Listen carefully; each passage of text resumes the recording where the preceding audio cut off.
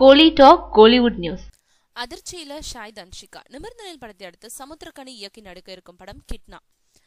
இந்த படத்துல ஷாஹித் அன்ஷிகா நாயகியா நடிக்க இருந்தாங்க. ஆனா அந்த நேரம் பார்த்து அவங்களுக்கு ரஜினியோட கபாலி படத்துல நடிக்க வாய்ப்பு கிடைச்சதுனால அந்த படத்துல நடிக்க போயிட்டாங்க.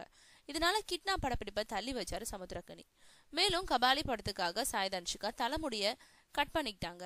அவங்க அந்த படத்துல நடிச்சு முடிச்சிட்டு இருந்த போது சமுத்திரக்கனியால கிட்னா படத்தை தொடங்க முடியல. அதனால தன்ஷிகா கிட்ட தலைமுடி வளர்ந்த பிறகு படப்பிடிப்பை தொடங்கலாம்னு சொல்லியிருந்தாரு. இந்த நிலையில அப்பா படத்தை இயக்கி நடிச்ச சமுத்திரக்கனி அதுக்கப்புறம் கிட்னாவை தொடங்குவாரு, தனக்கு அழைப்பு வரும்னு எதிர்பார்த்திருந்தாங்க ஷாஹித் அன்ஷிகா. ஆனா இப்போ சமுத்திரக்கனி தொண்டன்ற படத்தை இயக்கி நடிக்க தயாராயிட்டாரு. இதனால கிட்னா படம் எப்போ தொடங்கும்னு தெரியல. விளைவு 4 மொழிகள்ல மாறுபட்ட நாயகியா நடிக்க இருந்த படம் தள்ளி போய்கிட்டே இருக்குன்னு மனசளவுல ஃபீல் பண்ணிக்கிட்டு இருக்காங்களா ஷாஹித் அன்ஷிகா.